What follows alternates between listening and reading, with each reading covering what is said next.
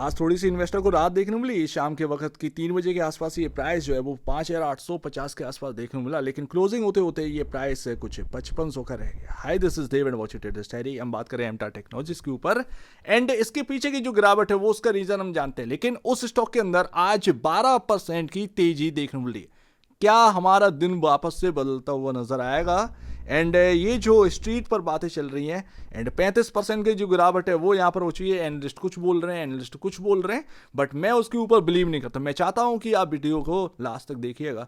And जो मैंने आज की डेट में आपको लेवल बता के रखा था वहीं से स्टॉक घूमा है, बट क्लोजिंग भी हमारी वहीं पर हुई है। एंड इसके क्या मायने हैं वो थोड़ा सा समझते हैं। एंड ये ब्लूम एनर्जी का चार्ट है एंड मैंने आपसे कहा था कि इस स्टॉक को जरूर ट्रैक करिएगा, क्योंकि इसी के इम्पैक्ट से आपके प्राइसेस पर इम्पैक्ट पड़ रहा है। एंड ब्लूम एनर्जी कल के दिन यानी कि मंडे के दिन $197 पर यहाँ पर क्लोजिंग देता है। एंड आज की डेट की बात करें आज करंट में, तो ये स्टॉक कुछ यहाँ पर है, बूम $197 वाला इधर देखने मिला। इतनी वॉलेटिलिटी चल रही है, आप समझ सकते हैं कि आपके स्टॉक और ब्लूम एनर्जी के स्टॉक में जो मूव है वो कई लोगों को डरा कर रखे हुए।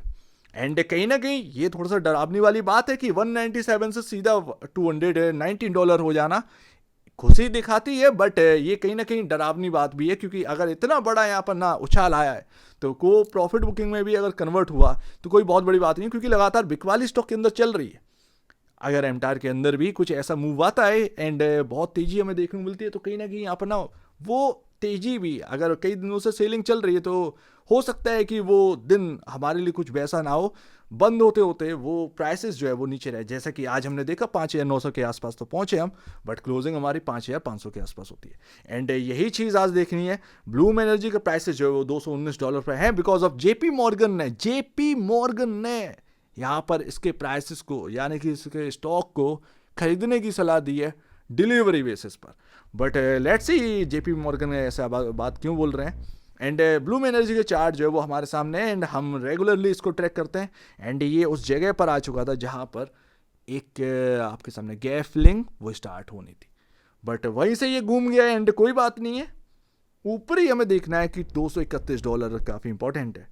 एंड उस रेंज में जाते ही इस स्टॉक में क्या होता है ये काफ़ी इंटरेस्टिंग रहेगा एंड काफ़ी इंटरेस्टिंग बात भी है।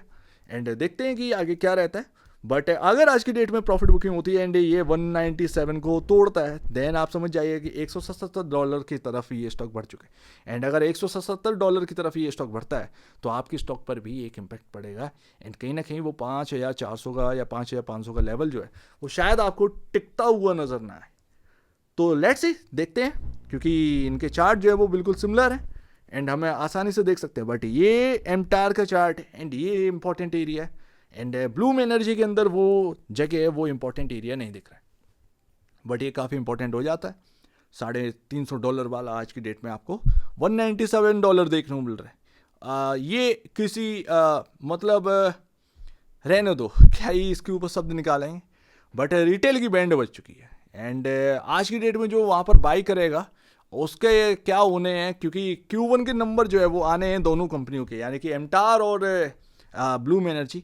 एंड एमटार टेक के नंबर्स अभी अनाउंस डेट नहीं हुई है, बट ब्लूम एनर्जी की जो डेट है वो अनाउंस हो गई है एंड 28 जुलाई दिन याद रखिएगा बॉस। ब्लूम एनर्जी के ऊपर जो अर्निंग आई उसका असर देखने मिला एंड डायरेक्टली वो नेक्स्ट डे आपके एमटार टेक के ऊपर देखने मिला, क्योंकि एक अनुमान रहेगा अगर ब्लूम एनर्जी ने अच्छा किया तो कहीं ना कहीं एमटार भी अच्छा कर सकता है। That's why this is the biggest reason I am daily covering this stock and कहीं ना कहीं आपको पता होना चाहिए। सो लेट्स सी यहाँ पर ये जगह बसती है या नहीं बसती है, बट ये जगह काफ़ी शानदार है एंड 5,500 और फिर नेक्स्ट टारगेट जो है वो कहीं ना कहीं आपको अगर सेलिंग होती हुई है लगातार सेलिंग होती है तो ये लेवल्स काफ़ी इंपॉर्टेंट है जहाँ पर गिरावट देखने को रुकने को मिल सकती है। बट मुझे लगता नहीं बिकॉज ऑफ क्योंकि यहाँ पर एक हमारे चार्ट में भी गैप है एंड ये 4,400 के आसपास बढ़ता है। एंड मेरा ये कहना होगा धीरे धीरे बिकॉज ऑफ क्योंकि एक बहुत बड़ी वैल्यू जो है वो इस स्टॉक से गायब हो चुकी है। हालांकि आगे अगर इस वक्त हम थोड़ा पैसा लगाते जाएंगे तो हमें एक नंबर्स का डर रहेगा, क्योंकि अगर नंबर्स खराब आए तो शायद हो सकता है वो 4,000 पर जाकर सीधे रुके, क्योंकि जिस तरीके से बढ़ा है उस तरीके से अगर अर्निंग नहीं बढ़ी तो फिर वो हमारे लिए एक डर का सबक रहेगा, एंड ऐसे में फिर थोड़ा सा हमें जो है घबराहट भी होगी। तो इसीलिए, लेकिन मुझे लगता है कहीं ना कहीं कि अगर कोई बढ़ रहा है बाइक लिए तो आपको टुकड़ों में खरीदारी करना चाहिए ताकि एक एवरेज प्राइस आपका बन जाए। एंड ये स्टॉक काफ़ी डरावना हो चुका है आज की डेट में मार्केट में। जितना शानदार बना था उतना ही ज़्यादा खतरनाक, एंड काफ़ी बड़ा यहाँ पर ना पैसा अटका हुआ है लोगों का। एंड क्या वो सही होगा? मेरे ख्याल से कहीं ना कहीं गिरावट खत्म होने वाली है एमटाटेक की, बट उसमें Q1 की अर्निंग का सपोर्ट चाहिए।